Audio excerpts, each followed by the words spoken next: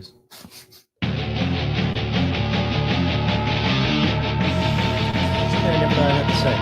do you hate going to Vegas? Why? Yeah. Because I go there too fucking often for work. It takes all the joy out of being in Vegas and just going there and being a complete piece of shit, you know? Suppose. Especially after driving there, it was like Monday Vegas, Tuesday LA, Wednesday Vegas, Thursday LA, and I would drive back and forth.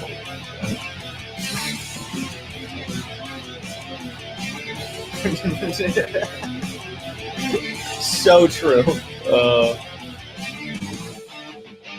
You should listen to it. Oh, nice. What? Did you make that, or I got somebody to make it for us. Hi guys, I'm Kate Kennedy. Kate Kennedy. I did that at the right time. I didn't know we were started. Yeah, this is not Kate Kennedy. Yeah. Ladies and gentlemen, this is my Lord and Savior, Mr. Nathan Bronson, who has very, very kindly jumped in at the last minute to replace a flaky Kate Kennedy who slept in until midday, mind you, and couldn't make the stream before. So Nathan, Yes. who is actually flying out to Vegas in a few hours, Yeah.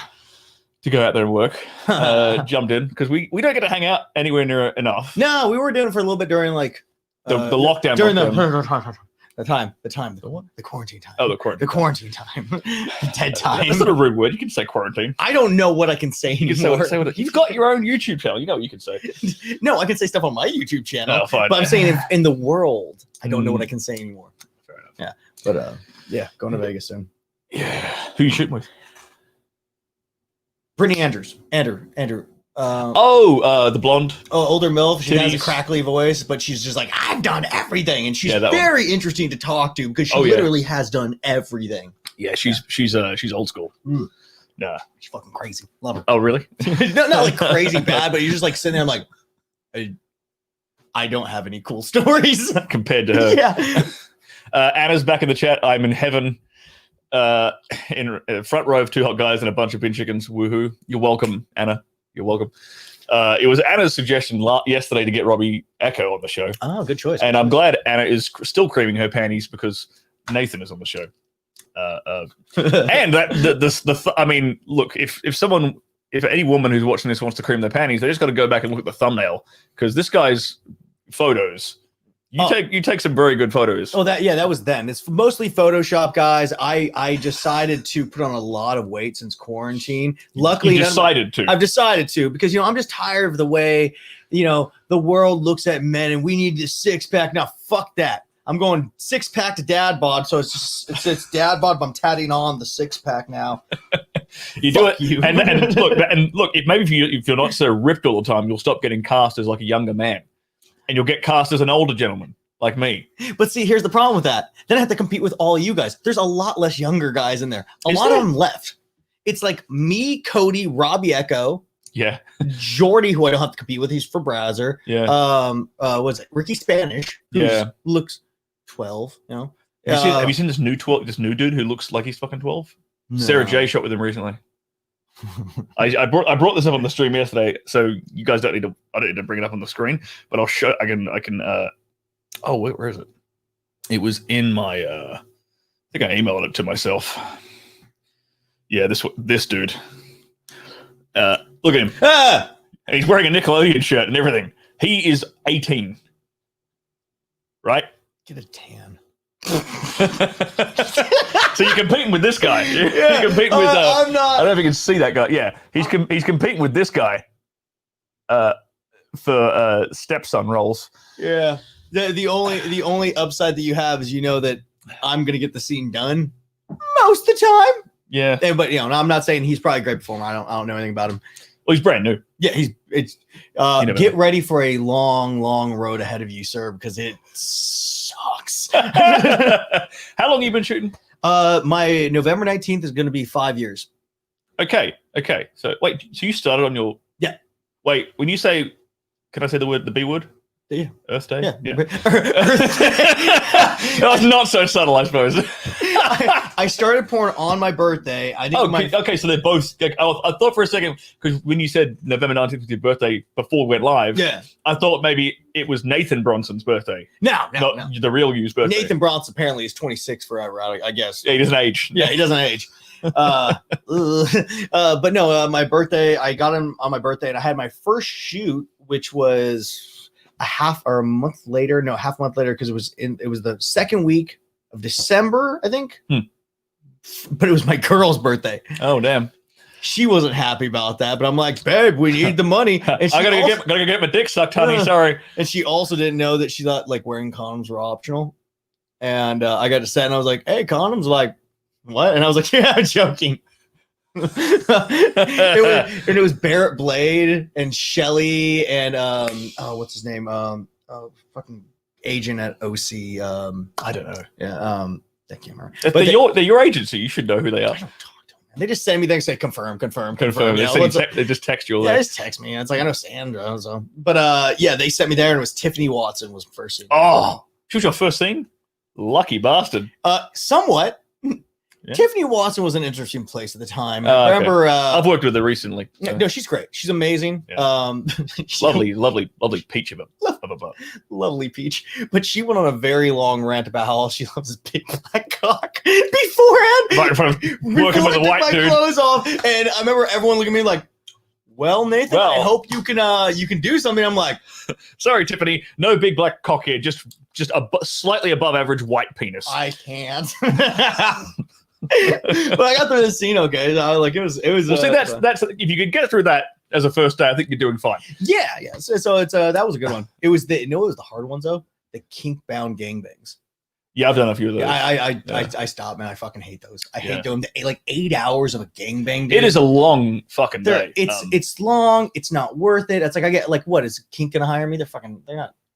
See, because they're gonna hear this. Never gonna hire me again. Well, they're not hiring me anymore because the two directors. So like I used to shoot a lot of those kink bound gangbangs. I shoot a lot of them with Cody Steele and Robbie Echo. Yeah, it was always like the rotating crew was like me, Cody Steele, Robbie Echo, Donnie Sins, and Eddie J. Yeah, that's usually us five were like the crew for a good like half a year to a year for that director. Yeah. Like you say that one. Yeah, I can't because she wasn't supposed to use her name. Yeah, I got you. So I can't say her name. But then I made then one day I actually made a safety complaint on set, and I never got booked ever again. Yeah. So don't ever ruffle any feathers. Even if and I was making the safety complaint because I thought what had happened on set wasn't safe for the chick. Yeah. No, it wasn't for me. It was like, oh well, like here's what, because we sat down and we said, don't do this, and this, and then some dudes did this, and this, and I was like, after the fact, I should have said something in the moment, but after the fact, I mentioned it, and old Stirling didn't get booked again. And then the other guy who said I shot for them, they were the first ones to shoot me for kink, I think, yeah, and then James Mogul started shooting me for kink for sex and submission and brutal sessions, and I worked with I was working for him for a while, but then he got the sack. Oh yeah. It's such a bummer that Kink was such a fucking amazing company and they just fallen so far. Did you ever get to go to the Armory? Nah, never got to go. Apparently they like I got in the industry, not out here, but in the industry in 2017. And I think that's the year they sold it. Yeah, I got in the year before, I believe. Yeah, 2016. Yeah, and you hear all these older performers like Penny Pack, Siren DeMare, who are like, "Oh man, it was so good being at the Armory." Like, thanks for rubbing it in, ladies. Yeah, we missed out on the greatest like period in porn history. Well, it's like even then, apparently we've missed out on a lot of things. If you go 10 years back or 20 years back, like you just talk to Tommy Gunn or Marcus London, and it's like how the money was back then. And it's like you're working every day, you're doing these scenes, and it's like it was just easier, it was better, it was just the girls weren't I'm not saying every girl in this industry is a bad person at all. I'm not saying they're all cunny. I'm not saying any of those things. I'm just saying he's just not sugarcoating it. A good chunk can be a little bit of a bitch. Ease. Now, having said that, apparently girls were a lot more stoked about working. A lot of the girls nowadays seem like they're a little bit more upset because they have to leave their house because they can make the same money at OnlyFans as they can here. Me, as a male talent who's not willing to put things in my ass, have a little bit of problem making those same quotas. I'm working on it, but can't make it. So I come to set because I need to make her feel good and make her like have a good day, because if I don't, she's going to be kind of cunty to me, and then it's going to make my dick have a harder time. Exactly. But these girls come in and look at just treating you the same way because they're like, I could just be making that money at home. Like, hey, could you just still like, I don't know, smile, pretend like we're friends, or just and that dude, that's I'm so glad you actually brought that up, because I wasn't going to ask you this stuff because I talk about this openly on the stream because it's my ass on the line. Yeah, you know, it's like, and I've resigned myself to the fact that the more I keep doing this, the more likely I'm going to get cancelled. But unprompted, straight out of the horse's mouth. Yeah. Because I say often on this stream that I lump girls into certain categories, and I've had this conversation with you in the past, where there's a certain group of girls who are kind of diva-ish. Yes, 100% in this industry, and you mentioned it then, like even something as simple as like it would really help if you just smiled, or like a communication. Now, communicate, like just chit chat, just chat. It's crazy when you just have a girl chat with you, how, oh my God, affection or a nice conversation, or you're not this or that. It's hard sometimes. It's so like hard. Squeezing blood from a stone sometimes, man. And here, I also want to make a point. I understand some of these girls are young. Some of these girls get out of high school. Yeah. They're 18. They get into porn, and they don't have the communication skills. And they're raised on social media. Yeah. And so there's a lot of different factors in there, and I would like to point those out, and I do take those into account. But when you come to set and I'm just trying to be nice to you, I'm not like, hey, suck my dick. I'm literally like, hey, how you doing? Is there anything I can do for you? What are the things you like? What do you not like? And they're just like, I don't know. You can do whatever. I'm like, no, I can't. No, I really can't do whatever. Yeah, because I don't think you want me to shit on your chest. It's not something I want to do. I'm just saying that's a hard no, I'm sure. And you don't get that kind of thing. Or just in general, it's like understanding how people work. Yeah. We are having a conversation right now. Yeah. We are friends. Yes. Whoa! It's not just sending a picture to someone online. They like it. Oh, that's my friend now. No. Yeah. You actually need to make things work. I don't know. I'm crazy. I'm just you're because how old are you? 31. So we're like the same generation. And we work with girls. I mean, I work probably more than you do with girls who are like, actually, no, you do like the stepbrother thing. Yeah, I do stepbrother thing all the time. Yeah, so you work with, like, we work with girls who are like 18, 19, 20, like early 20s. Mm-hmm. And like I said, I reckon it's a slight generational thing, because we didn't grow up with Facebook, Instagram, Twitter. Yeah. But they did. Mm. And they've grown up, like they've come out of high school socializing that way, socializing through the apps and having guys sort of hit on them through their apps. Mm. And so I think that actually has had a significant impact on the way they talk to socialize. Oh, I'm sure. Yeah. Versus girls our age, like they were getting hit on, like face to face getting hit on. Yeah. That was their socialization. Do you also think that maybe that's also a reason why it's gotten so blown up in the media? I'm not saying these things don't happen where girls get hit on so much, or a guy's like, hey, why don't you smile? You're too pretty, stuff like that. But do you think it's another one of those things that people have said it so much online that girls just take offense to that? Versus like that. Versus it hasn't like it didn't actually happen to them specifically, but it's like they hear about it so much that it's like, because I've caught myself, because I've heard things so many times, I react a certain way to it. So I'm wondering, it's like, I wonder if that's more of a thing than anything. Yeah, like how much is like society's like sort of influence actively fucking with like your interpretation of things. Yeah, this fucking beard is just long enough where it's itchy as fuck. I hate that shit, man. Like I think I'm like a day away from that. It feels fine. Tomorrow it'll be like, well, I gotta be a young boy tomorrow, so I'm gonna go home and shave this. Shave the whole thing off. Jesus Christ. We are not Steve. No, we're not Steve Holmes. Have you worked with Steve Holmes? I absolutely love the creepiness of the German who is Steve Holmes. I told the story yesterday. I was shooting with me and Steve Holmes and Aiden Ashley. Oh, and it was for Joanna Angel for Pure Taboo. Yeah. And Steve, like Aiden Ashley's offset getting ready, and Steve just whips out his dick, walks up to Joanna Angel, who's the director, and just gets it, like grabs her head and just gets her to start sucking his dick. And this is the fucking director of the movie. And I'm like, and Steve doesn't bat an eyelid, doesn't care about, and like none of us younger dudes would even contemplate doing something like that. Steve just like, whoo, not a care in the fucking world. I love it. That made me nervous just hearing it. That made yeah. Dude, I remember one time I'm doing a scene. It's Dee Williams, me, and Steve Holmes. Oh yeah. I'm married to Dee Williams, and but you're married to Dee. You're the husband of Dee Williams. It was a content scene. It was by a guy. He hired us all. Okay. And Steve Holmes is the dad.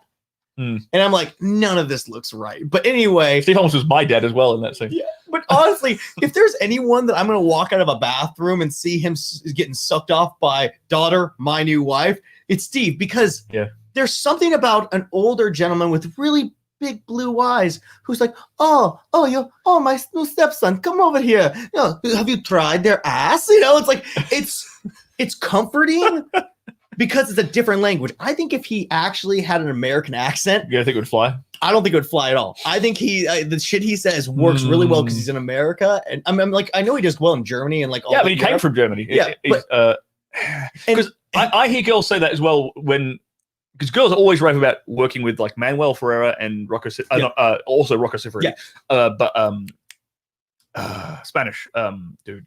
Ramon Namar, right? And I've asked girls this before. I'm like, is he speaking Spanish or is he speaking English? Oh, he's speaking Spanish. Do you speak Spanish? No. So you've got no idea what he's saying? Yeah. Not at all. Yeah. They could be saying fucking anything. It's the especially on American girls, the European accent, does wonders.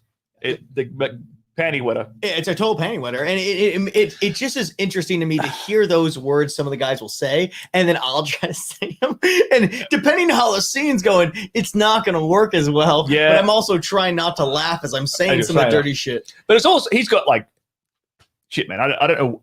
He's in his 60s.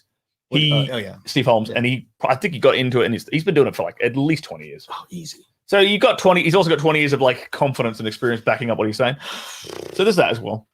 Yeah. But I had this conversation with Francesca Lee when I was shooting with her, and she was like, it's weird. A lot of these because she's a MILF, she gets booked with younger dudes. Yeah. She's like, a lot of these younger dudes are really hesitant to even touch me before the camera goes on. And she's like, I wonder if it's because of the Me Too thing. And I'm like, yes, it is absolutely 100% because of the Me Too thing, even in porn. Dude, I would love to point out a lot of things about all that, because that is just something that I was just talking about with like a couple girls in the last week, where I'm like, you have to understand, every day going to work is an away game. Yeah. I don't ever feel safe. And my whole job is to put my dick in you. We all know that's what my job is. But I don't know how you're going to react today. I don't know how your mental health is that day. I don't know if you fucking broke a pencil and you're going to freak out on me. But let's go a little farther than that. I don't know which guys in the crew want to fuck you. Which guys are going to start getting angry at me because I'm trying to get to know you a little better so my dick works. And then we have to also worry about my dick working, because Viagra doesn't work nearly as well as you people think. Exactly. And I don't want to use the fucking shot because I ended up in the hospital one time for that. Oof. It was horrible. So there's all these different factors when you're going into one of these scenarios where now I go up to a girl and I'm asking her all these questions and trying to stay far enough back, but also trying to get into the scene because man, this isn't easy. And you're so afraid that if anything happens wrong that a girl doesn't like, and I know what most of you are thinking, well, if you do something wrong, you obviously deserve it. These are not true facts, considering that our whole job is consistent of sex. And so I've had girls that were like, I have to ask all these questions before, and she's like, if you touch my ear, I'll punch you in the face. I had a girl, I was like going over like a no list with the chick, and she was like, oh, don't suck on my earlobe. Yeah. I think this might be the same person. It might be the same girl. Yeah, I can't remember who it was. I just remember that was a very clear one because it stuck out, right? And I'm like, and from that day onwards, I've been like, damn, I don't like anything could come up now. No, and that is it. It's everything could come up. And so I asked these questions before, and they're just like, why are you asking? I'm like, because I don't know where you got touched as a child or something like that. And I'm not saying that everyone has, but at the same time, I don't want to be on set where this girl freaks out because I did something someone else did to her, and now I'm put in that same spot. She goes on Twitter. She has 1 billion more followers than me, and she can literally get me blacklisted for almost every company. Oh, yeah. A girl can nuke your career like that. And so it's like, I'm serious. Every time you go to work, it's an away game. Yeah. You're always afraid. And it's not even necessarily if she had if it was a childhood like trauma experience. Sometimes it's like, oh, an abusive ex-boyfriend did XYZ things to her.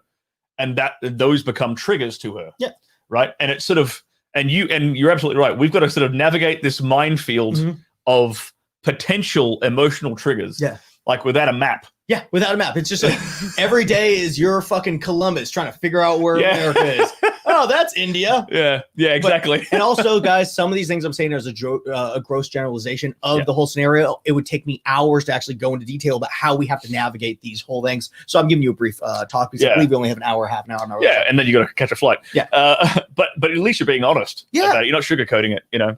No, I mean, dude, this job sucks a lot of the time. And a lot of time when I get guys like, dude, get me. And I'm like, okay, one, I don't know what the fuck you are. But two, you really want to do that? This is the first job I've ever had to go to therapy for. First thing I've ever done. I got lit on fire for 3 years at Universal Studios. I was a chef at different places. I've literally been dealing with stressful scenarios for a very long time. And this is the most stressful. These bitches.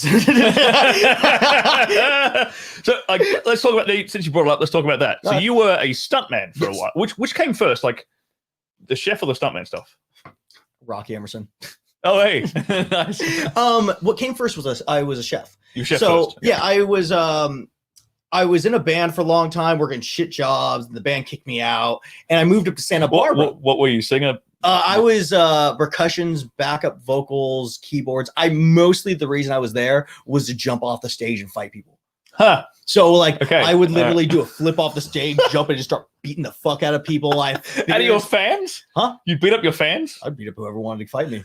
It didn't matter. It's like if you were in that what kind of musician does that? This one. I would literally be on radio shows. I'd call people. I'm like, hey, I dare you to knock me out. Because you're not gonna. And I do that a lot. So hey, remind me not to go to a concert with you. Okay. I don't do it as much anymore. I can't get the bruises. Yeah, you can't get bruised. Yeah. But so I was doing that, got kicked out of the band, and then I moved to Santa Barbara for this chick. I lived in my car for a while, and then I found a gym that was letting me teach parkour. I didn't really teach parkour, but I was doing it anyway. Was making no money. One of the kids I was teaching, his parents owned a 5-star French restaurant called Restaurant Mimosa. It's on State Street in Santa Barbara. It was beautiful. It was great. And so I started cooking there. And then from there, I started just going around at a couple different places before I moved back to LA because the real dream was to be a stuntman. Yep.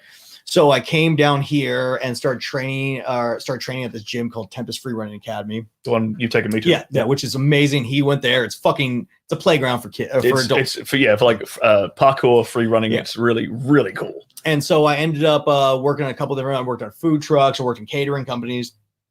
Last place I ended up becoming the head chef at was a paleo delivery company. So I'm making a bunch of dietary foods. We're making 3 meals a day, 2 snacks. That gets sent to your house in the morning. You know that I ran a business like that back in Australia? No.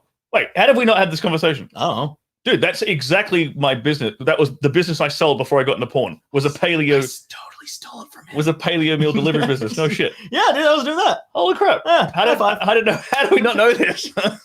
Anyway. So I was working there for a while, and we got a couple awards for the food I made that I got no credit for. And then when I was at Tempest one day, I found a big poster that says Universal Studios hiring stunt guys. And I was like, well, this is a chance. I got to go for it. Yep. Went and tried out a couple times, and I was just surprised. I think it was just because I was throwing the craziest flips I knew how to do and landing them. Yep. But that got me the job, started working there. But at the same time, I had to leave the restaurant. And so my girlfriend at the time was like, hey, what are you going to do? And I was like, I don't know. And we were swingers at the time. She's like, why don't you get into porn? I'm like, yeah. She didn't want to because she didn't like her body. And I was like, I'm fine. But so I started trying to figure out a way to get into porn. I tried one company. They never got me work. I tried another company. Never got me work. And I just ended up being at a CrossFit gym where a girl named Mina Mason was at. I'm not sure if she might have been before because it was right when Society 15 was opening up. Okay. And she was working with a company called Society 15. I had a huge beard, long hair at the time. And she's like, if you cut that and shave that, you'll probably get your job. So, and then you ended up with Society 15 at the time. Yeah, Society 15. You were their first. Were you their first guy? No, I was one of their first 9, I believe. Oh, okay. So I think over time, the only people that were left that were the original ones was me and Romeo.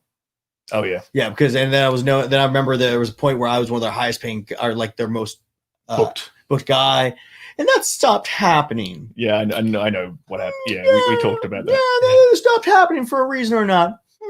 Somebody else started getting the bookings. Somebody started telling people that I was on vacation. I've never gone on vacation for 4 months. Wait, so the owner was telling? I got hit by the director from Dogfire. He's like, dude, where have you been? I'm like, here the entire time. Yeah, the only people who were hiring me was like cherry pimps. And so I'm like, he's like, dude, we've been trying to book you. They keep telling us you're out of town. I'm like, what? Yeah, so and I was with this Nathan's the same agent that Nathan was with. I was with when I first came out here, and I had an equally disastrous experience with that guy.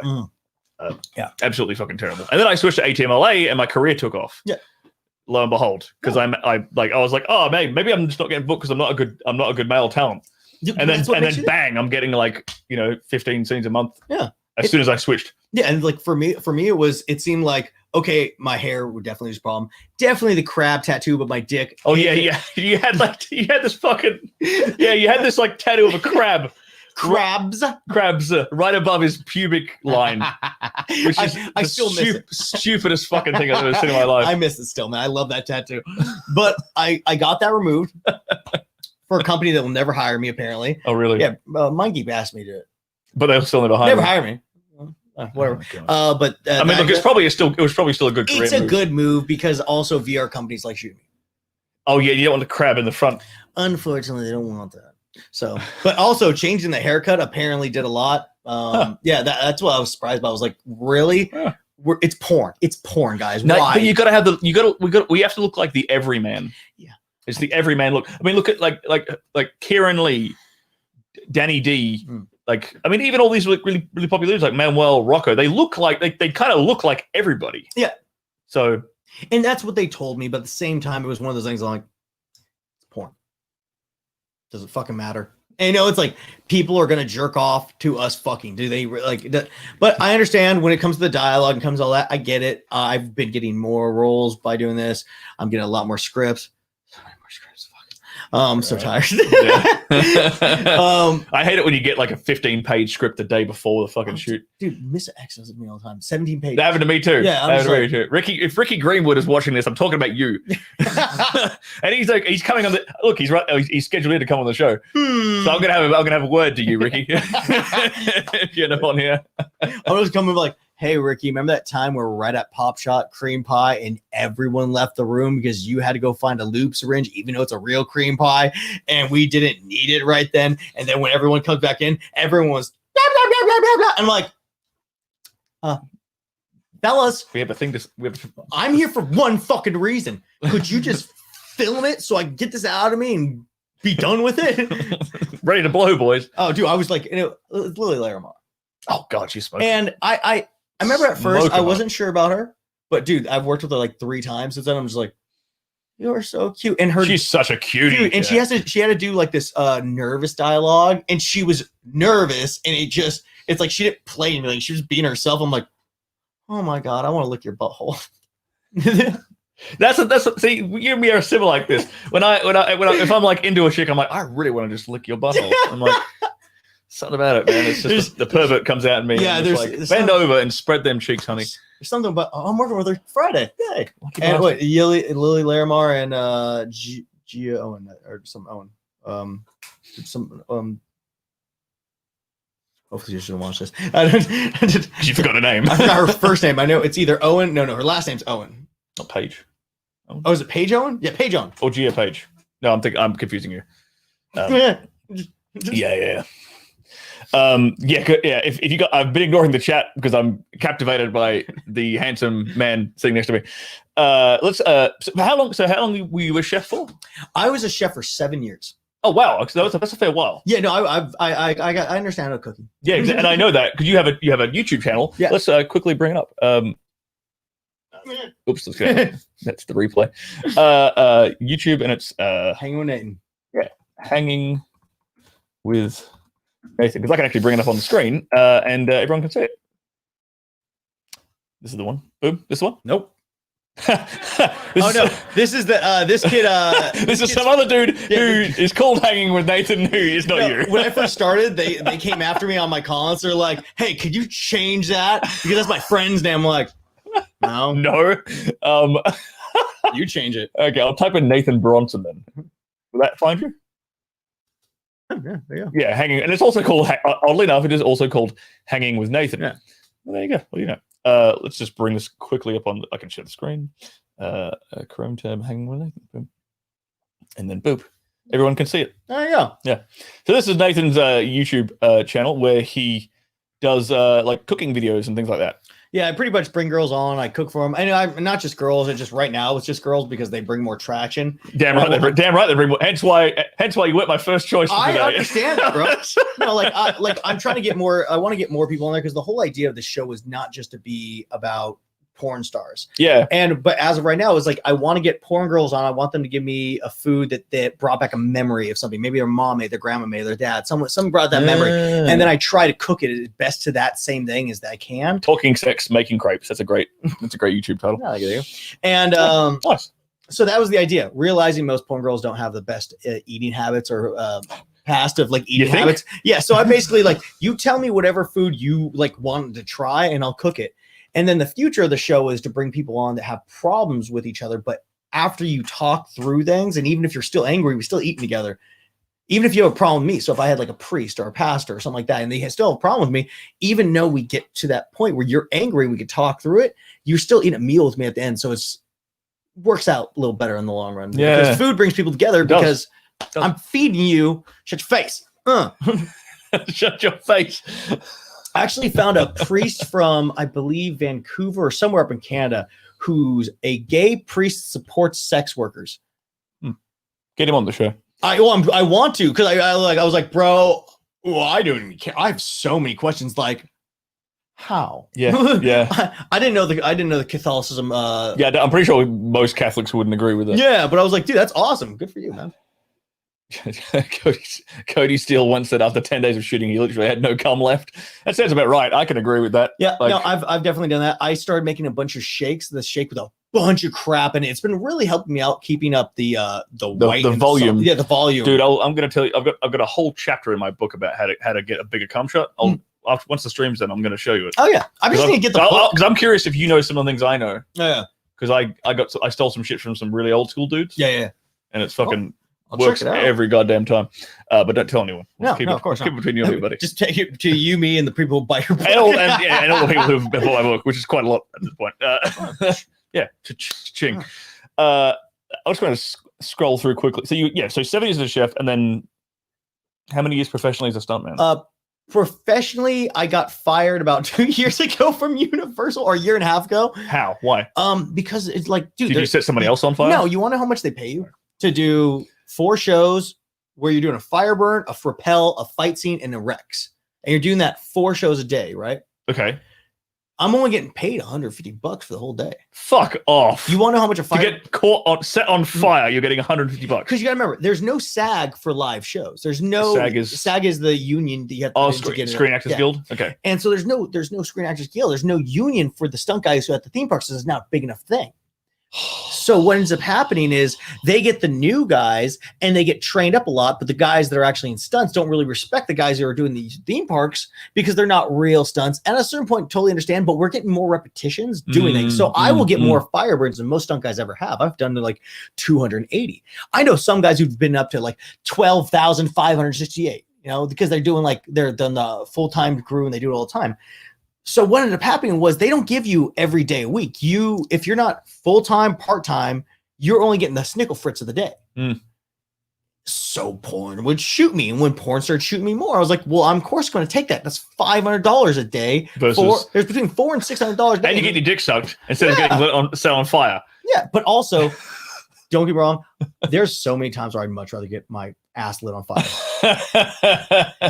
If you guys think every one of these girls is good at this job, you are sorely mistaken. Dude, the thing that has shocked me the most in this industry is the number of girls who are pretty bad at sucking dick. Yeah. Like they suck dick. Okay. There's a difference. I'll explain. Yeah. They suck dick for the camera. Yeah. But they managed to do it in a way that it feels horrible. Yeah, it feels absolutely garbage. Yeah. I've had one girl try to fucking face fuck my dick, and it was all molars. Oh god, yeah. There's a few girls that have especially after they've had like the dental work. Yeah, they get like a bit of an overbite, and it's like, and I've got a relatively thick one, so it's like hard enough as it is to sort of not get some teeth. No, I was for a second there about your teeth. I'm like, what was the last time you're sucking dick? Not my teeth. Yeah, you know, every time I'm giving a guy a blowjob, they bitch on my teeth. I'm like, I can't do anything. I got to whiten up my jaw. I'm being facetious, people. I think that's the right word. I don't know. Facetious? Yeah, you are being facetious. Yes, yes. Oh, God. Big words. I'm just scrolling up to see if there were any actual questions up here. Scrolling back to the show. Robbie Echo said yesterday that gangbangs are like a competition, and he wins every time. Robbie. Bullshit. Dude, see, that's the problem with gangbangs I didn't like. I was like, dude, I'm here just to get the job done. And and it's like, if I want a competition, I'm gonna go fuck a girl. I just want to fuck a girl.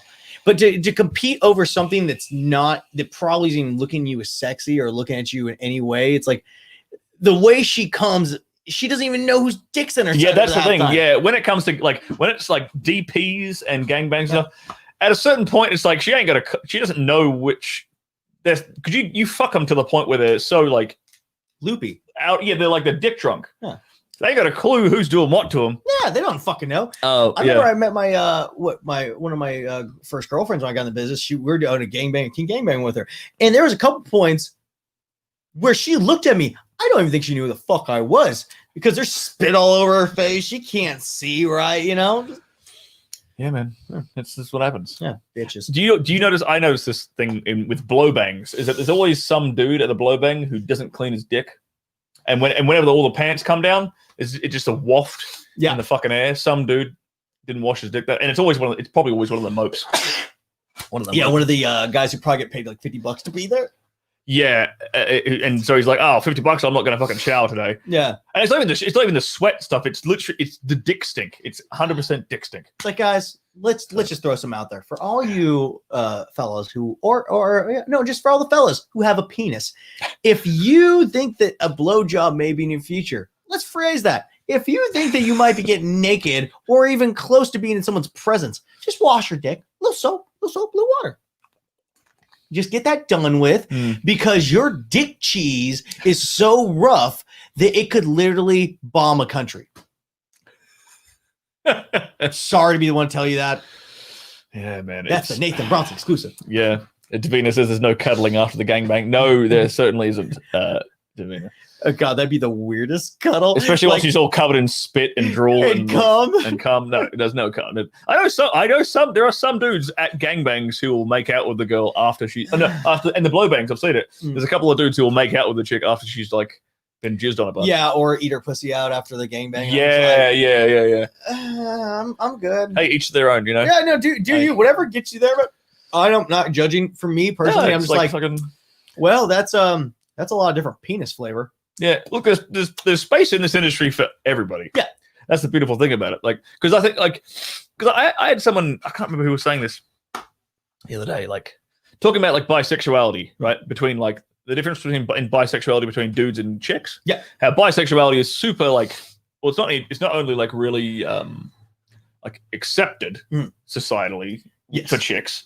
I also think, and this other guy do think it's actually far more prevalent with women. They're far more inclined 100%. To be bisexual than dudes are. But in the porn industry, this is the industry. If you're a bisexual dude, this is an industry where you can fucking thrive.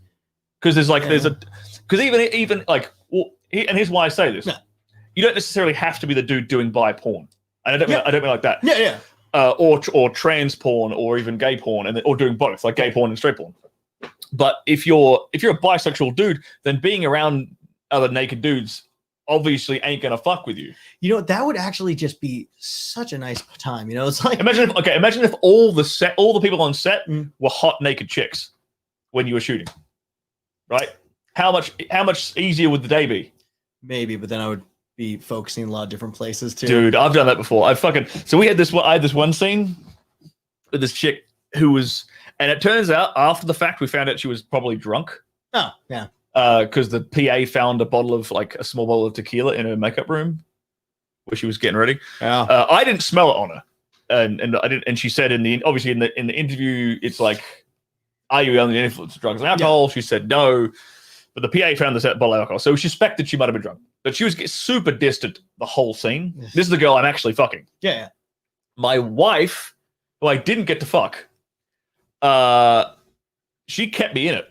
The whole she like I was with the eye contact, dude. Oh, Because she was sitting. So the whole scene was like a cuck queening scene. So I'm fucking this young chick, and the wife is sitting in a chair at the end of the bed masturbating. Can you say who the person is? Nah. No, I'll tell you afterwards. Not the girl, but the wife. Oh, the wife. Yeah. Oh yeah. Artemis Love. She's a new Italian chick. She's pretty new. Wait, I think I worked with her as well. Well, now people will be able to figure out who the girl was because I've only shot one scene with her. She's only been in one scene with me. Oh well, never mind. But Artemis Love, fucking super hot. She's just got like, it's some girls, man. They have this aura about them, and it's something as simple as eye contact and a smile. Yeah, it drives you up it makes you fucking revs your engine, man. And she was sitting there like at the end of the bed. She was genuinely masturbating, getting off to watching the two of us fuck. Yeah, why not? And while because this girl is giving me nothing, I'm just watching her masturbate to me fucking somebody else, and that's what's keeping me in the game. The intricacies. Yeah, I had a similar one like that. I got hit for New Sensations one time. They're like, "Hey, we need you to do a scene where you're not sex scene. It's not a cuck scene." I'm like, I know that now is 100% a cuck scene because they said it wasn't. They said it's not a cuck scene. They said it wasn't a cuck. My agent said it wasn't a cuck, but when it goes to Pornhub, it says cuck. You know, I'm like, right. It's gonna say that. It's me and my wife, Bella Rowland, and Bella Rowland is a very. She's been on the show. Yeah, she's awesome. I love her. She's fantastic. She's a giraffe. She's tall as fuck. But as the good husband I am, I actually order her a lovely old German man, Steve Holmes. Oh, Jesus Christ. And Steve is great because his dialogue's awesome. And I'm sitting there across the bed and we're locking eyes. I'm like, But you and Steve are? No. Oh. Yeah, me and Steve. And we're like, are we about to make out? This is crazy. No, me and Bella Rowland are locking eyes because although Steve's dope, probably on the side of the better looking person. Yeah, I'd say you're better looking. I'm just younger, whatever. Yeah.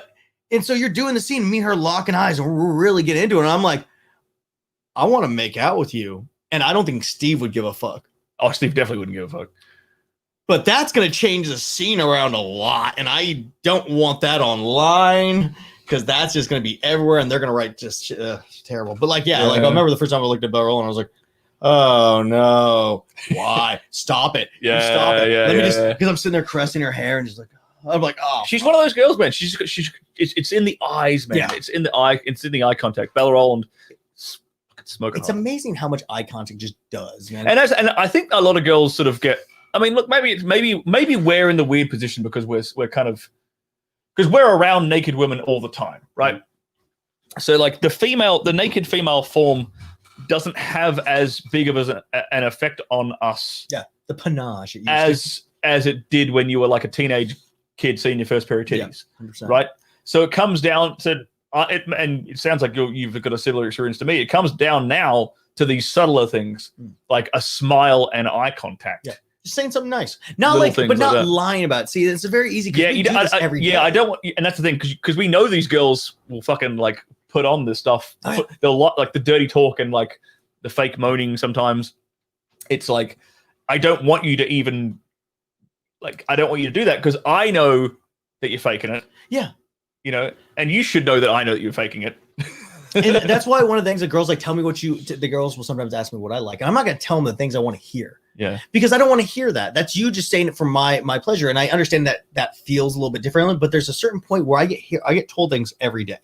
And there's some things I want to just keep for me. And I want, if a girl naturally says it, she'll know I want it, you know? But when it comes down to it, it's like, I'm like, yeah, play with my balls, play with my dick, squeeze the fuck out of them. You know, it's like, I'll say things like that because I'll tell everyone that. Because if you do that enough, we are in business. But if you want me to come soon, there's a couple things you can say. And I'm like, I'm not telling you that kind of shit because if you naturally do, then we're all in trouble. Yeah, that's it. I find that too with the dirty talk. It's kind of a catch-22. If I tell the girl to say something most of the time, it doesn't work. Yeah. If it comes out of her naturally, and I'm like, you dirty bitch. Yes. You know who's amazing at that? Ken and James. Ken and James is pretty good at it. Dude, I love working with Ken. Corey Chase. Oh, dude, Corey Chase is fucking the MILF, right? Yeah. Dude, I remember seeing pictures of her before I got into porn, and I'm like looking at it, and I'm like, okay, two things. How is your body that good looking, man? She's like jacked, man, like solid. But she's so good at dialogue because that's what she does for all of her content shit, man. So she's like, so she can say shit like that and get away. If you told her things she wanted to say, I'm sure she'd fuck up your life. You know, who's another great one? Fucking Mina God. Wolf. Haven't She's a worked with chick from Vancouver. Oh, with the dreads. No. That's Mackenzie Wolf. Oh yeah, I'm thinking Mackenzie Wolf. Mina Wolf is like Mexican chick live in Vancouver with her husband, and they do all these really gnarly dialogues. They go deep into the brother sister stuff, and they do really good. Like their POV's retarded because it doesn't move at all. He's got this whole system behind him. rig. Yeah, it's fantastic. They're very nice people. They flew me out there. They're vegans, but whatever. You can forgive them for that. I can forgive them because they're super nice. After I had a vegan on the channel yesterday, I can smell them in here. I can smell the salad. Robbie. So actually, AJ Beasley, these guys are hot. You're damn right we are. So we are extremely good-looking gentlemen. That's a good question. Nas, what are your favorite background stories to play? You know, we've been Doctor, et cetera, et cetera, et cetera. Oh, okay. What's yours?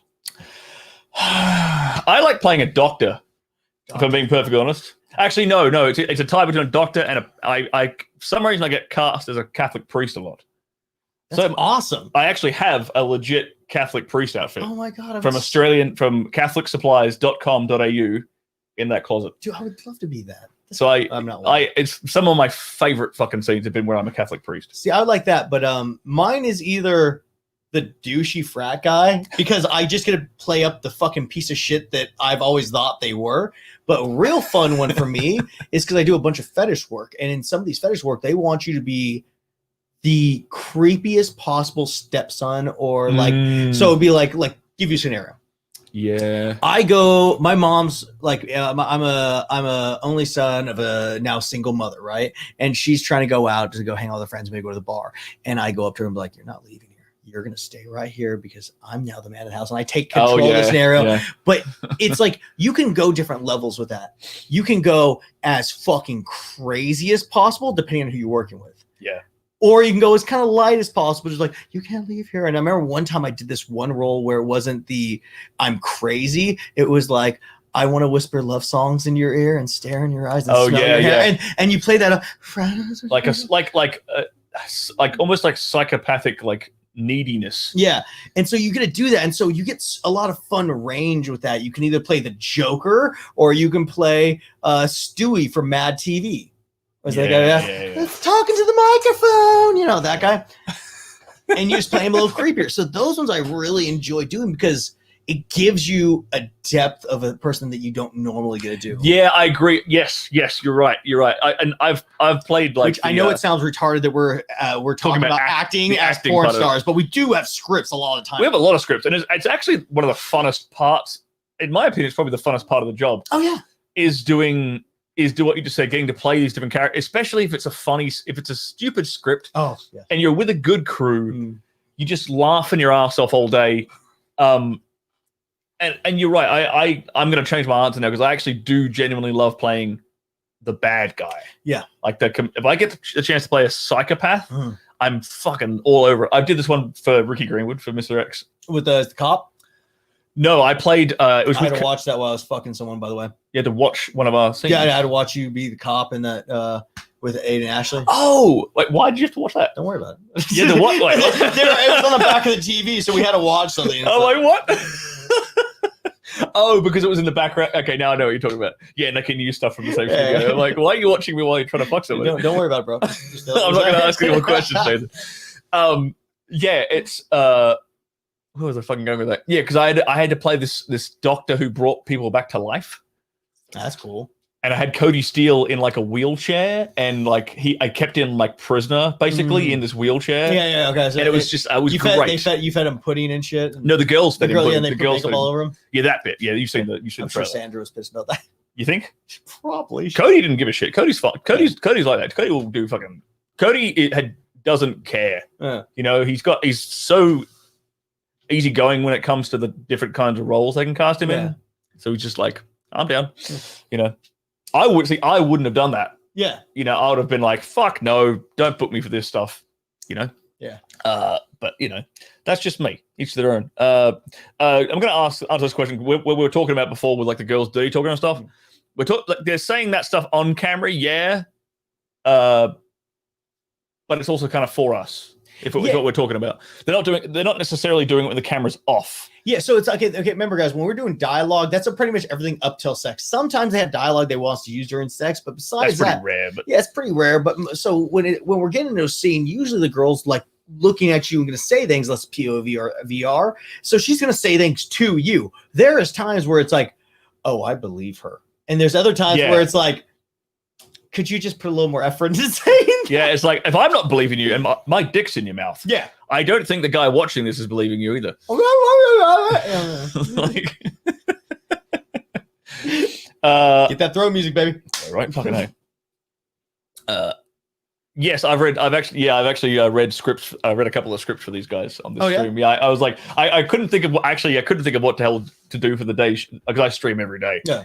And for that particular day, I couldn't think of what to do for the stream. And then I was like, wait a minute, I've got 2 scripts sitting here in my inbox and I need to rehearse them. I'll just read them on stream. And I've done that Instagram live too. It's like, hey guys, because I used to have a stack of script about that thick. And what I was going to do is I'm going to bring people into my YouTube and I'm going to record, like try to really like black and white pictures of like actors, real actors doing porn scripts, but as real as possible. Oh, okay. So like I got one with me and Kenzie Reeves where we're on a grassy knoll and we're just talking about, because she's my sister, obviously. And we're talking about how we're going to explain to our parents that she's pregnant from my baby and what like the shit that goes ensues through that. And so I had this idea at one point where I was getting 2 real actors, and one was a Japanese dude with a bunch of tattoos. They're both CrossFit guys, and I was gonna put a blonde wig on him and make it play Kenzie, and I was gonna make the other guy play me. But then we're like, no, fuck that. Let's pretend like let's go to a coffee shop and film everything like coffee shop, cigarette kind of scenario, and they're gonna be just doing this dialogue back and forth as seriously as possible. With a wig on his head. No wig. It's just them going back and forth and just doing the dialogue as real as possible. And I'm like, that might be hilarious and sad all the time. At the same time, I'm into it, so that might. I think I wanted to. You've actually reminded me of something I wanted to do on this show, which was, and I'll get you back to do it because I want to get us. What we can do, I'll get like the PG-13, like the safe for YouTube intro parts to like porn movies, and we'll either we'll critique the acting of our co-stars, which I think could be quite funny, or I mute it. This might be the better idea. I'll mute the video, and you and me will play the girls on camera, and we'll try to like we'll dub. I don't care why you won't fuck me. I'm just your sister. Exactly. I think that could make for some gold comedy right there. And ask where you're originally from, Nathan. I'm Southern California, born and raised. Oh, there you go. So moved all around Southern California. Was born in Long Beach, though. Huh. There you go. Right. Have you ever taken acting lessons? Acting, what was in high school? I did a little theater. Me too. And I did a little more theater in college, but nothing like serious. Yeah. I never wanted to be an actor. I wanted to be a stuntman, and so now, luckily enough, I've actually done more acting than most stunt people because I think. Do you know how many scenes you're at? Yeah, I have a spreadsheet. It's like 330-ish, 340-ish. I think at this, someone told me I was around 800. Yeah. Which I'm like, well, that means I've done more acting than most stunt guys ever have. Yeah. So when I decide to go back, as long as I get my stunts up to snuff, my acting's solid for what they need me for. I can play all those roles because it's not much different for the small roles they need for stunt guys. Yeah. Is what I do in porn. So especially if they need a stepbrother for some reason. Stepbrother doing a backflip. Which is possible. They do need those guys. The stepbrother catches fire mysteriously. Yeah. Perfect. They had me on Storage Wars for that. Really? We do a lot more acting. I think we get generally a lot more acting experience than like the average. I'm not talking, obviously not Hollywood actors, but like the average Hollywood person, like the average person who comes to LA to become an actor. Oh, 100%. We get infinitely more actual acting practice than they do. Oh yeah, one of the things I would like to do when I get back to like doing more mainstream whenever this COVID shit, whatever that is. When that goes back to being normal, I would like to go back and start going for more of those things, maybe more stunt roles. But the thing that I've always been told by actors is your job isn't acting. Your job is going to the auditions. Because that's more of your job because you're always auditioning. And when you actually get the job, then it's like, oh, now we can play. Yeah. So I'm going to find it very interesting once I get some of the dialogue. And like if they want it word for word, I'm like, I may not be able to get that as well. But if you want me just to paraphrase and kill it, I'm like, I mean, man, yeah. Question about scripts though. Have you ever wondered, like, because I'm not sure if you do word for word if your memory is that good. I used to. Yeah. I used to do word for word. Now I read through it. I'll read through it a couple of times word for verbatim, and then I'll take the bits that I get the general idea of what the character's trying to say, and then I'll throw my way of saying it into certain time. Gotcha. If it comes across a bit awkward, then I try not to use Australian colloquialisms. Why not? Fuck that. And use them. But, use them. You know, I have to call things trash instead of bin. Speaking of which, Bin Chicken Army, League of Extraordinary Bin Chickens. Nathan is now an honorary member of the League of Extraordinary Bin Chickens, by the way. Thank you. Oh, but the reason I was going to that because I was going to ask, have you ever thought how hard it'd be to do a period piece? Like an actual, like not porn, like but an actual, like you're playing Abraham Lincoln. Oh, and speaking like someone spoke 100 years ago. Yeah, and we're doing even farther back. The dialogue's so different. I mean, it goes back a certain amount of time. They're just kind of making shit up. But but like you go to Abraham Lincoln, they still understand how those, because they've got some recorded speeches of this. Yeah. So it's like, God, that must be so hard. Yeah, right. Fuck that. But that's what you get paid big bucks for. Yeah, it's true. Yeah. That's the whole point, right? Why does everybody want to contact me now? Well, probably because they're seeing your pretty face on we're live on YouTube, Twitter, Twitch, and Facebook. I'm finally famous. If I could stream live to Pornhub, I would. You can't? I don't think you can. Because I know I can put I was going to start putting my YouTube videos on. I'm going to put these on YouTube, on Pornhub, because I'll get more ad revenue from Pornhub than I'll get ad revenue from YouTube. Right. Way more. Man asks, have any of the girls on set given you a hard time for not being able to finish or stayed hard through the scene? 100%. This has only happened to me, like you get, okay, I've had them, you can see in their body language that they're getting frustrated. Yeah. I've seen that a few times. Only once have I ever had a girl actually verbally say anything. And it was this fucking French bitch back in Europe. I think I've had more than once, because it's like, guys, it's like, you got to remember our job. We do this every day. If you do a job every day, you get a little desensitized. And if the girl's not giving you the right thing, and it's all the things we've talked about today, if they're not giving you the things you really need that day, it's not going to work. But as performers who are working every day, we can kind of figure out a way to wiggle around that. Yeah. But let's just say you're at the pop shop. Usually I can get the pop shop 2 minutes, no problem. So if it's a rough enough day, it might be a little harder, especially the girl's not touching me. I've had girls literally, what's wrong? Is it me? Is it this? I'm like, could you just shut up? Stop crying. No, stop your crying. No, but and she was concerned because she was new and she thought she was doing a shitty job. I'm like, no, it's just not my day. Right. It's like, I'm obviously in this job for a while because I can do it, but like sometimes doesn't matter who you are, doesn't matter the biggest, the small, you're gonna fuck up. Oh, dude, every I guarantee it. There's only 2 guys I could even think of that I don't think have ever had a bad day, and that's probably like Rocco Siffredi and Eric Eberhard. Oh. Everybody else, even like all the old performers, I guarantee there's been a day in their like fucking 20-year career, no matter who they are, where they've had like an off day. Yeah. Everybody gets it, and it's like, and that's why I tell you guys, like, because dudes ask me questions about erectile dysfunction and lasting longer in a bedroom all the time. And it's like, for the first things to remember is that don't fucking beat yourself up over it. Yeah. Because if it happens to guys like us, and we're supposed to be like the best in the world at this shit, right? Yep. Then it's okay. Like it can happen to fucking anyone. Yeah. So yeah, first step is don't beat yourself up over it, and don't don't get in your head about it. Don't get in your head about it. Don't stew on it, because that is fucking one-way ticket to flaccid town. One-way ticket to yeah, right. I didn't ask you about this yet. What's your your workout routine and your diet like? Workout. Okay, if we're going to, there's the problem, because the job has the days, like we don't really get our information about what time we're working till like the day before. Yeah, so inconsistent. It's so inconsistent. Like I'm supposed to be at a party Friday night to see this chick I'm seeing. I don't know, but good luck. But I also have a job that day, and I don't know what time yet. I have a job Friday. Don't know what time. I can get off a plane Friday night from a job I did all day tomorrow. And you just don't know where you're going to be at. You don't know the type of food you're going to have. You don't know. So in a perfect world, I'm going to go this route. I'm going to be doing CrossFit about 4 times a week. I'm going to try to be doing yoga for about a half an hour, 15 minutes a day. I'm going to try to do parkour at least 2 to 3 times a week. And maybe in between there, also be doing martial arts a couple times.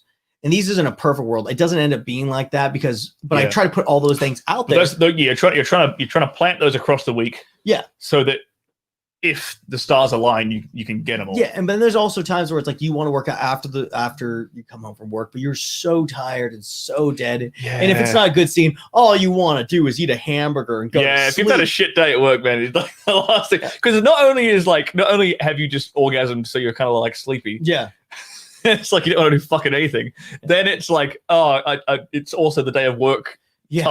Tiredness on top of it.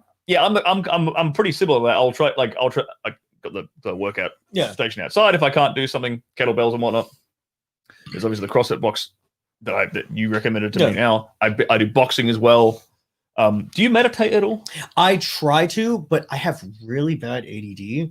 And so I'll get into it and I'll work on it. But I think actually this is something for people with erectile dysfunction. I would like to say that actually meditation has helped me get a boner in plenty of times because you stop worrying, you stop it, and it's going to take time. But it really does help. I need to do it more often, but the problem is I'm so scatterbrained with everything until I need to get an assistant pretty soon just to help me with a bunch of other shit. Yeah. So I can actually focus on the shit that makes me happy.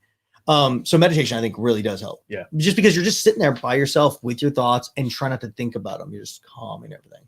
I completely agree. Like, and I see a lot. It's a pretty common thing in our industry. Dudes will either do meditation or they'll do an analog to it, like yoga. Yeah. Or they'll do combat sports, which I put as an analog to meditation because it forces you to be present to the moment. It does, but here's my thing with combat sports that I give more to yoga, not more to meditation. I don't even give this to yoga because yoga is me focused on balance and stability and breathing.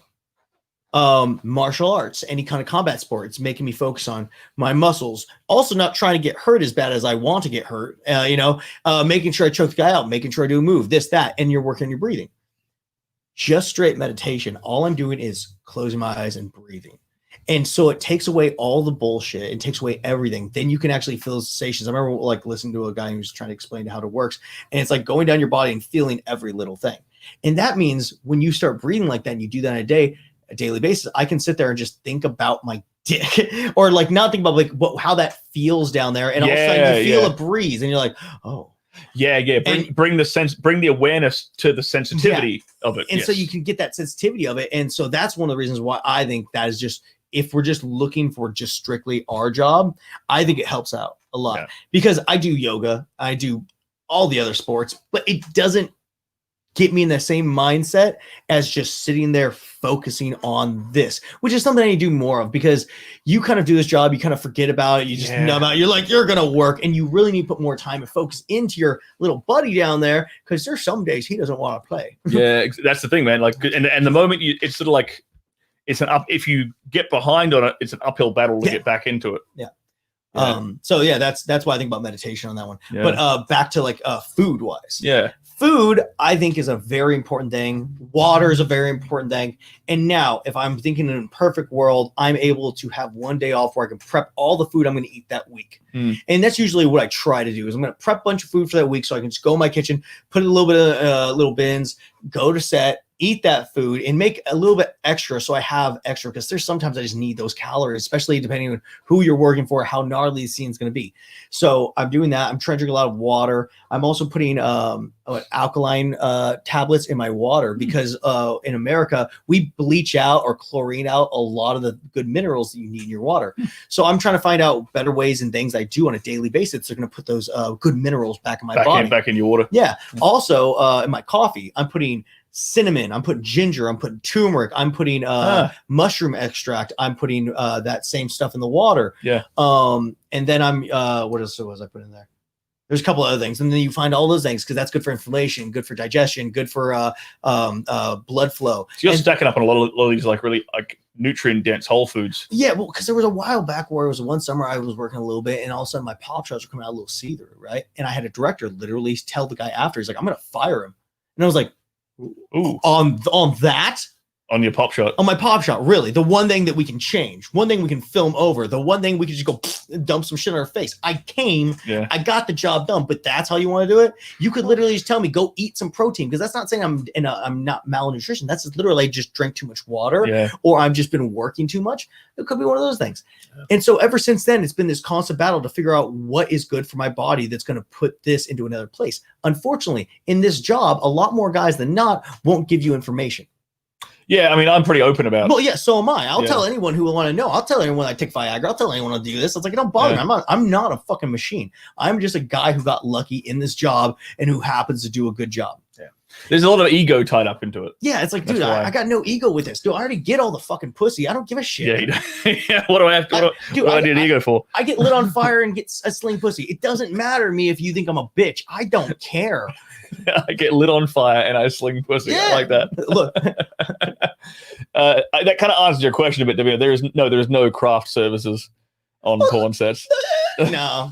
There's gummy bears. Sometimes there's gummy bears. The best craft services on sets is usually when I'm there for a couple of days and then I get to cook for everyone. It happens up in Vegas. It's you. It's actually you. Because I'll come out there for you. I'm on a set house for like 3 days, right? I will literally bring out one of my chef knives and go to a store the night after a scene. I'll go buy a bunch of food for everyone and I'll sit there and cook while we're doing the scene in between, because not only does that help me because I have other shit to do. There's in between time, and I like cooking, and doing that for certain people makes me happy about just giving back to everyone, you know? Yeah. So here's craft services on this set. They'll order Uber Eats. Yeah, there's Uber Eats. On like, basically, yeah, if it's a long day, we'll do like a lunch break and we'll order Uber Eats, basically. But then there's typically always some kind of snacks laying around. Yeah. But there's like gummy bears and Haribos and this sort of things. Yeah, where else can you talk about dicks and accommodating buttholes? This stream is where you can talk about that. What? Where else can you talk about dicks and accommodating buttholes? Oh, okay. I was like, I thought she said talk about dicks and accommodating buttholes. I'm like how?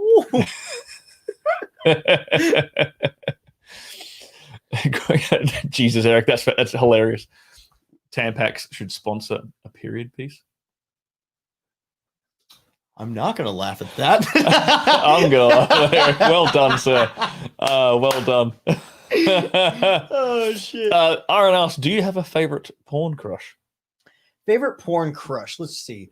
I usually say because you get through these new porn crushes all the time. Yeah, there's so many girls coming. There's so many new girls. So many of this. Lily Larimar, she's fucking amazing. Kenna James has had my porn crush for fucking a while. Love her to death. She's amazing. I love Rocky Emerson. We never really fuck, but I love her to death. She called you a minute. She did call me. Well, she stays at my house when she comes down here. Oh, okay. Yeah, so she stays down here. We drink White Claws, white trash. White trash. Unite. Yeah, right. Who else? Alex Cole, love her to death. Alex Cole's great. It's not even really like you're not crushing them. It's just like these are the girls that we like. They're like in our top 10. Yeah, so best to work with, kind of. Not porn crushes per se. They're just girls that I like, the ones I hang around. If if I'm thinking of girls I want to go shoot content with, who I don't want to hassle from. I don't want anything. I'm like, you guys down? Are you working? And then we get like a beer, or like I can cook dinner for everyone at the house or something. Something. Yeah, exactly. Let's keep on scrolling. I probably won't touch on that question. RN, to answer your question, I think you had a question a while back. Have I worked with Angela White? I have worked with her once. I've worked with Angela White once, but we're not really. I'm not really on a day-to-day like aficionado. Yeah, basis. I'm not tight with her like I'm tight with Nathan. Yeah. I've worked with her once. I don't remember. She's fantastic. Though. Yeah, she's amazing.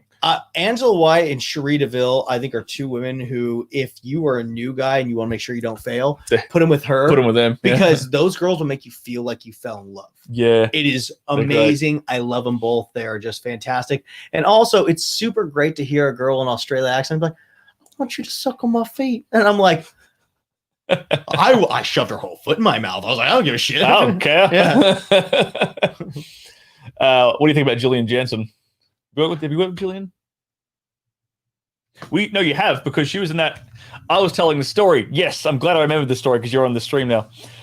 First of all, Knowledge Seeker with the $5.49 Canadian dollar super chat. Thank you very much, sir. Thank you for supporting the show. Whatever happened to the OGs? No, you keep, okay. Definitely keep. You're used to like cam soda or whatever. Do I have to? They'll pay you to. These guys will pay you to keep your clothes on. Whatever happened to the OGs Skin Diamond / Lisa N? Oh, Skin Diamond and Lisa N. Lisa N does a podcast. Yeah, Skin Diamond started a music career, I believe. Really? Yeah, she. Remember there was a guy. There was a PA on a Team Skeet set with Andrew. Yep. And he dated her for a while, and they were doing music, and she was doing music videos and shit. Really? Wait, not Mike. Yeah. No, the one with all the tattoos. White guy. Don't think I know who you're talking about. I've not. Have you worked with Rachel Starr? You'd know it if you've worked with her. She's definitely on my bucket list. Wait. I know. 100%. She's old. She's an OG. She's been around for a long time. She's just got back into Rachel it Starr with Brazzers. I would love to work with her. Tell you that right now. This is literally how I find out if I fucked. Yeah, that one. Yeah. I want to say yes. Google Rachel Starr Nathan Bronson, then you'll know if you've had sex with her or not. Nathan Bronson. Damn it. We're figuring out if Nathan has actually worked with this girl. See, guys, this becomes a problem because it's a real problem. Is it you? No, Sierra Delmar. And look, that is you, but it's not the same girl. No. Yeah. This is like, I'm not joking when I say stuff like this, guys. When I say I can't remember if you ask me right now who I had sex with last week, I can't fucking remember. It's called like sex amnesia. I don't remember who those people are. But that's definitely you. Yeah, it's me. I don't know who these girls are. What are they doing on my penis? Yeah. No, I don't know. How did you get there? Because, okay, so you have worked with Jillian Jensen. Me and Robbie double teamed her on Sunday. Because this was the blow bang where you did the slip and fall. You remember that? So we did this blow bang. It was like 13 dudes. It was 13 guys. 3 chicks, I think. 3 chicks, 13 guys on a plastic floor. Yeah, like they had to put down tarps and everything because it was for this company called Anatomic Media, which do high-end custom videos for really wealthy clients. So the client pays like 10 grand or something. A stupid number. For this custom video. So they can hire a bunch of actual porn stars to do the work. Yeah. So the custom was it was a blow bang, and we had to face fuck strawberries, whipped cream, and bananas into these girls' mouths and smear it all over them and stuff. They were covered in just the slipperiest stuff, guys. It was horrible. And it like so the whipped cream, it gets on you, and it's like this weird oil. We couldn't get it off. It was just crazy. And within it only took like 3 minutes into the blow bang, and their eyes were all bright red from like the whipped cream getting in their eyes and it's stinging their eyes. And they had to keep going for like another 20, 30 minutes. Yeah. And at the end of the pop shot, I was the last guy to pop. I was having a hard time finding my thing. And I was there. Okay, I was walking up, got close. And so on the camera, you see 3 girls, and all of a sudden they just go like this. Yeah. Because basically what happened is I was getting on my toes trying to strain out my legs to do a pop. I'm far away from a wall. And just so happened, the whole ground's covered in whipped cream. And I literally just go, whoop, smack. Falls on his ass. Oh, the director comes over to me. He's like, "Oh my god, are you okay?" I'm like, "Yeah, I'm fine." Because if anyone's gonna fall, at least the stunt guy. At least the stunt dude fell. Because you know how to fall. Yeah, so it worked out real nicely, and but also great shock to the system. I got back up and popped within 30 seconds. Yeah, and I remember you saying that on the drop because you drove me home. Yeah, and I was like, that was the funniest shit because you can get in your head sometimes. Yeah, you're just like, "Oh my god, let's take a second," and then once you hit the ground and that pain, and all of a sudden you're like, "Oh, okay, I'm good." It's a reset. Yeah. But it was the funniest thing because I'd already popped because you were the last dude to pop, and I was like looking over the shoulder of so I saw the camera guy's camera view, and it was literally what he described, like 3 girls all like looking up at him, and I think your hand and your penis were in the shot too, and then it went from like what you expect to being like, and the penis suddenly dropping out of frame, and everyone's just like, "Oh god, I hope he's all right." But one thing I found out because of that day was that if your body's overloaded because it's too hot or you're too in this mind, do something that shocks your system. One thing I do when it's too hot, I get a bunch of ice and I shove it under my balls and taint. It sucks, but it freezes your system, putting you right back at square one. You got to shock that system. Back here is a good place for it. Yeah, too. back there. Back Or just jump in an ice cold shower. It's just like doing something like that. Just kind of, okay, I'm good. And then you'll lose wood getting back though because you just have more sensitivity. Because you've got to. It's the physicality that gets you out of your head, right? Yep. And so that really helped. Funny enough.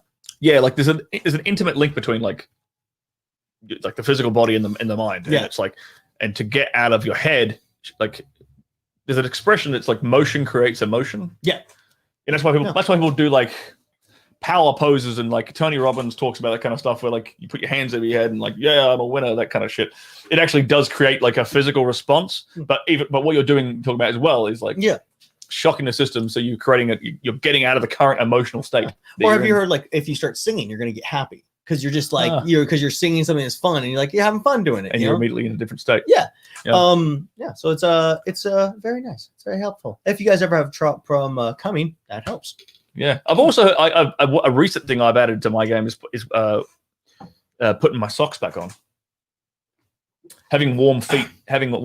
There's been studies done that having like warm feet helps you, both men and women. No, it totally makes sense. Yeah, it's been too fucking hot. Your problem is the opposite. Yeah, but even I'm not like I can be sweating, but if I put shoes on my socks on my feet, it'll still help. Yeah, see, my thing is like if I can have good grip. Because when they're wanting you to fuck on the side of the bed and your feet are slipping, the bed's slipping, and it's like they're like, okay, why can't you come? I'm like, to make this shit work, you need to have your legs planted, you need to be in a comfortable spot. If my legs are, running away from me, slipping on the floor, I can't get there. It's like if my dick isn't fully erect, I'm inside, I'm probably not gonna get there. If it's not like these are things like if I start doing a thing where I'm at, I will get a chair, put it behind me so I can put my hand on it and lean back. Yeah, lean back because that way I can have this grip and I don't have to fucking rely on put my hand on the girl's head or something like that. Stop the shot. I can just like and touch my balls. Yeah, exactly. And done. Johnny Darko gave me a neat trick last time I worked for him. He's like, because I was doing the same. I was barefoot, my feet were sliding and stuff. He's like, put your Vans back on, and just butt naked, but with like with no socks, just slide into your shoes, and to hold yourself in place. I was like, oh, that's actually fucking. Well, but I know, but like, it's for a while that you get in this job, you kind of don't think that you have the time. I always think that I'm in a rush. And so this is something I've gone to a better spot with because guess what, guys? If we just filmed everything and we're at the pop shot, I can go fucking have a 20-minute tea party at that point because they can't tell me when to stop because they're not going to go back and film the whole thing. Yeah. Yeah, exactly. That is my one moment of the day where it's about me. Yeah, like the whole scene depends upon us. Yeah, but we also don't think that way because we've been told for so long that we're replaceable and all that. But they're not going to replace us at that point. Yeah. So. Yeah, once you're a bookable talent, you're not really replaceable. Well, see, but that's not the mindset I've had for so long. I mean, I'm just at a point where I'm still thinking work's going to go away, even though I've been working like every fucking day. So it's just like yeah, it's fair enough. Christmas is going to be coming. There's going to be no goose for the little kids. It's not like when the goose that lay the gold nugs. It's kind of like being a dude in porn is interesting because there's like some dudes just blow up. Yeah, like straight away. Like it's super weird. Some dudes have like a certain look and they blow up straight away. Like a good example would probably be like Geordie or Zach.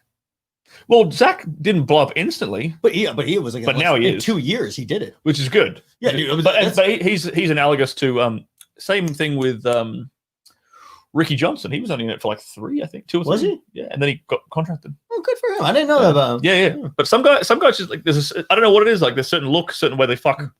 I think it resonates with an audience, and they really take off. Personally, I think it might be just right spot at the right time because that's happened to me in certain things. Porn was not one of them. Yeah, because it took me a long time to get any traction doing anything. But I think some guys get in at just the right time. They got the right shoot. I remember Jake Adams. He had a real good couple years because his first scene was from Brazzer. Right. Yeah. So and he did like 2 or 3, and so he got a lot of publicity for that. I remember he was telling me he was working like he was at one point he was saying he was shooting like 40 scenes a month. Yeah. So it's like you just just fucking crazy. Yeah. I know I physically cannot do that. Yeah. I say that, but at the same time, last month I did so many doubles. It might be around that. Right. Yeah. Like what's probably one of your busiest months you've ever worked? Last month. Last month I think I had 5 to 3 days off. Jesus. And That's intense. and there was a lot of doubles. And a bunch of doubles in that. See, I don't even know how you find the time. Like, because whenever I hear people doing doubles, I'm on set. Like, maybe because I get booked for lots of dialogue stuff. Well, I'm on set all fucking day. Well, Miss X was firing me for doubles. How? How do you do? Dude, almost. How do you do doubles when you're on set for 12 hours? Because you're doing 12 of that and then 4 with this person, or you do dialogue together. It's like because the whole scene, like there was a bunch of POV ones they had to do. Oh, so it's for the same it's on the same set for the same company. Yeah. Okay, that makes sense. I was assuming it's like, okay, you're on this set and then you're running to the next set to film your second scene for the day. Or like Robbie D. Yeah, that makes sense. Robbie D. So Robbie, but those are quick, you know. Yeah, but like he's the first guy I've done that for. Yeah, you know, and usually he does make you do two pops too. By the way, not with me, he doesn't. Well, I know. I'm just saying, but usually he asks for that. But also, that's again. Cool. My agent knows not to request that. Yeah. My agent knows that if someone asks that, then I'm like, I tell him, fuck no. Yeah. You know, because I don't want to give a shitty scene. Yeah. That's basically my reasoning. I want to keep I try to keep my work as consistent as I can. I get that, and that's probably something I should do more of. But fortunately, I'm dumb. you're not as stupid as you think you are. Don't tell him that shit. Yeah, exactly. No, see, when you think of a porn star, the first person that comes to mind is Johnny Sins, and it's because he got memed. He got memed a ton with like the astronaut kind of thing. Well, he also was doing all the scenes that would put you in that spot. Like, shooting the Brazzers a lot. All these dumbass things. Yeah, exactly. Yeah, we do kind of get subtly we get told that we're kind of replaceable. Well, I remember for a long time you get told. I was getting told that on set. I was like verbatim. Yeah, verbatim. I was like, you were replaceable. You were just a cock. Yeah, we get told that. And I would, because my whole mindset was I was still like in a kitchen and I was still new. So in a kitchen, you knew you're going to take a lot more shit. You do take shit. I've worked around shifts and you take a lot. I'll just take shit all day. Same thing with stunt work. And so I was always in this way where I'm like, I'll take it, bro, because I can. I'll fucking take a beating. Yeah, and I find like that's one of the things that I've actually learned from being like the longer I've been in this. I've learned it's developed my ability to like put my foot down and like enforce my boundaries. Yeah, and that's something I need to do more of. Because I'm like, if I get on set and I'm like, they want me to I don't know, fuck on like this marble bench top, which I can't even reach with my crutch. Yeah. So I have to be on the very end of my tippy toes. I'm going to be like, hang on a minute, dumbass. Look where my hips are and look where her vagina is. Yeah. This ain't going to work. Get an apple box for the whole scene. Yeah, but I will... now I'm at the point. Before I would have been like, all right, fine, and I'll grin and bear it, and it would be a subpar scene. Yeah.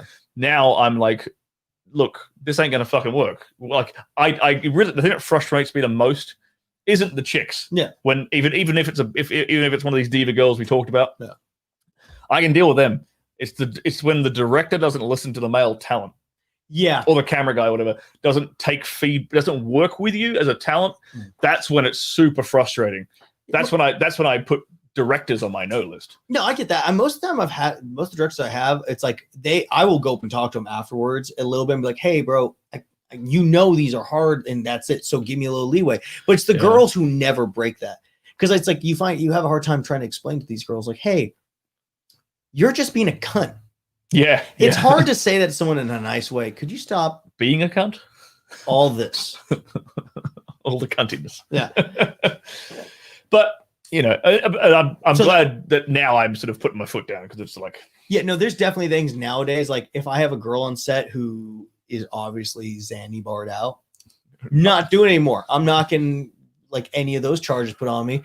And plus it's like, dude, it makes it feel horrible. It makes me feel like a piece of shit when I have to do these scenes or working with girls who like, they're like, I just here for the money, but like they don't put any life into it. Yeah, and these don't happen that often, guys. I'm sorry for making it sound horrible. We're talking about the kind of the exceptions to the rule. Yeah, because they stand out because they sort of make the job harder than it Oh yeah, and it's like I don't want to do this, but then you get people like Aiden Ashley, who is just an absolute awesome beast. Yeah, and great. Like oh my god, we had to do a whole scene standing up in the kitchen, on the kitchen table, everywhere around there.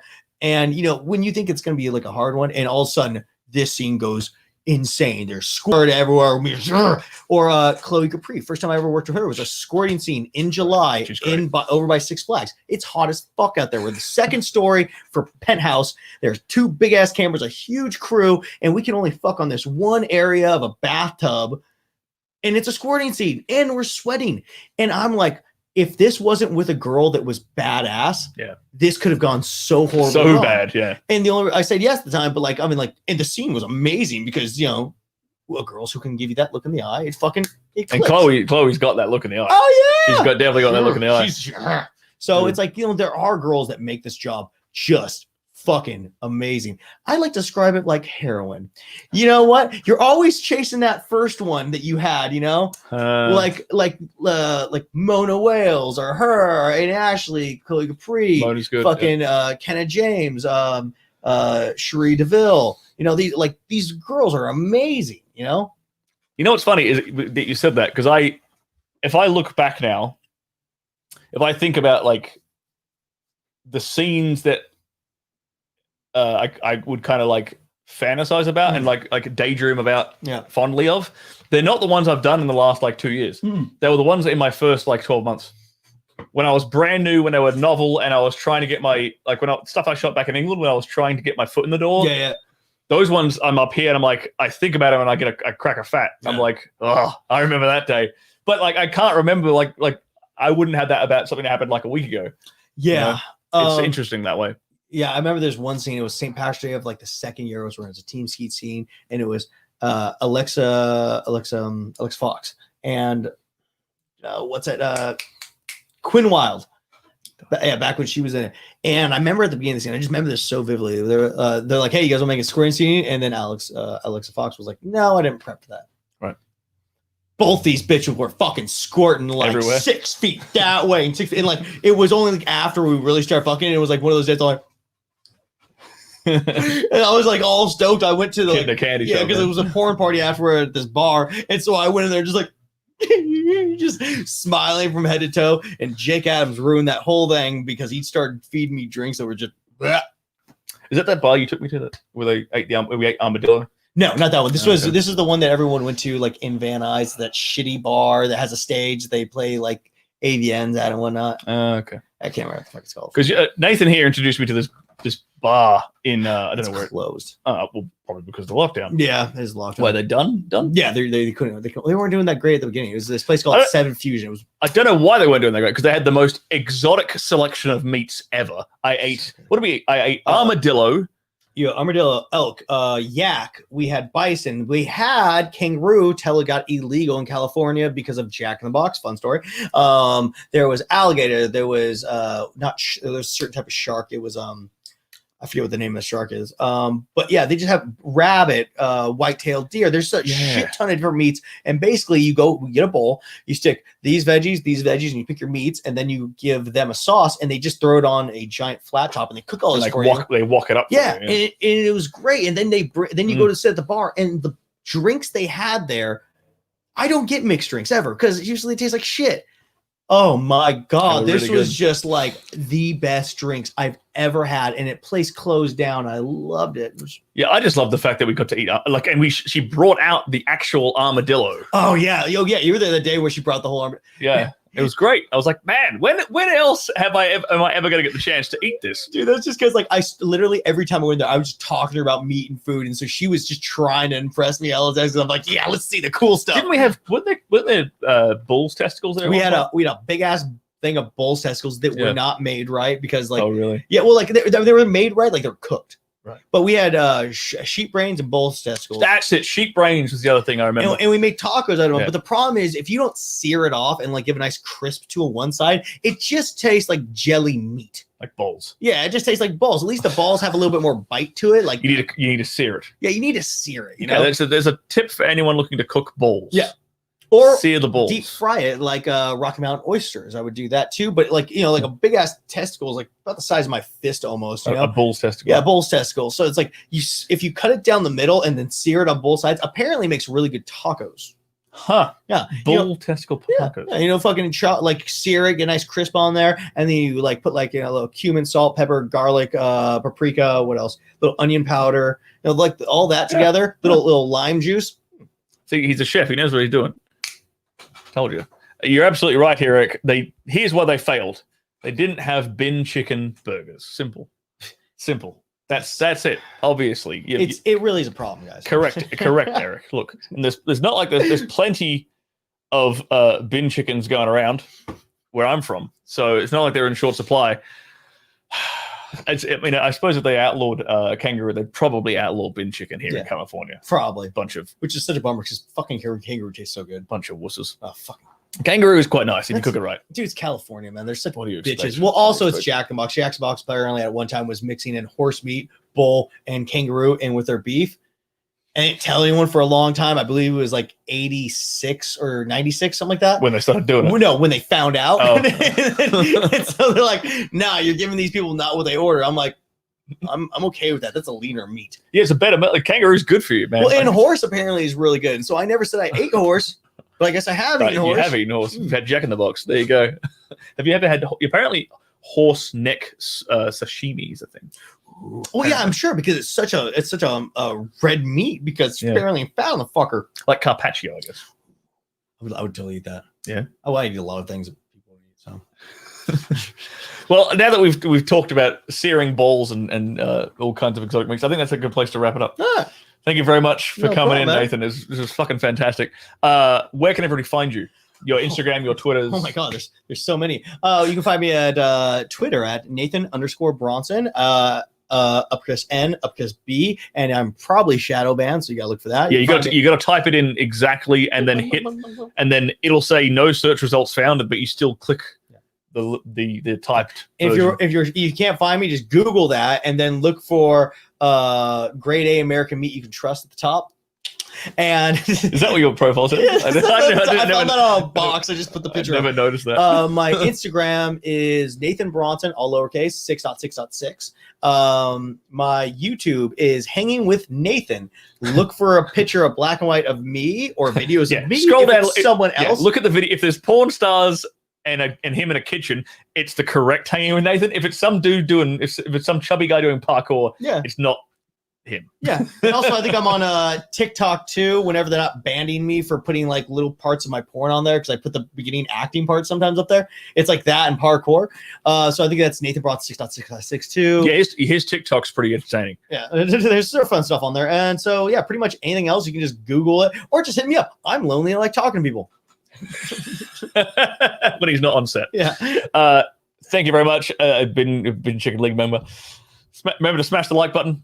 Drop some comments down below if you had any questions that we didn't get to that you would like to ask Nathan. Whatever, I can always. I've got him on the hotline. Yeah. If someone wants to ask a question directly to Nathan, put it in the comments below, and I can text him, get the answer, and then fill it in below for you if you want. Yeah.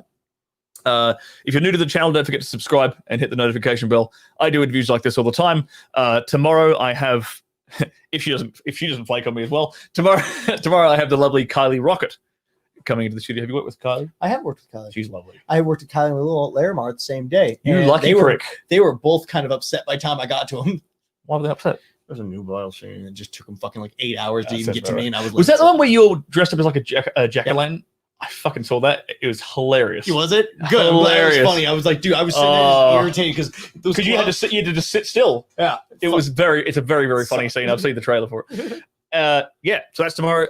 Like I said, subscribe, share the video around if you're a fan of Nathan's, you want other people to see what Nathan's like behind the scenes. He is lovely, so share it around and let everyone see what a charming gentleman he is.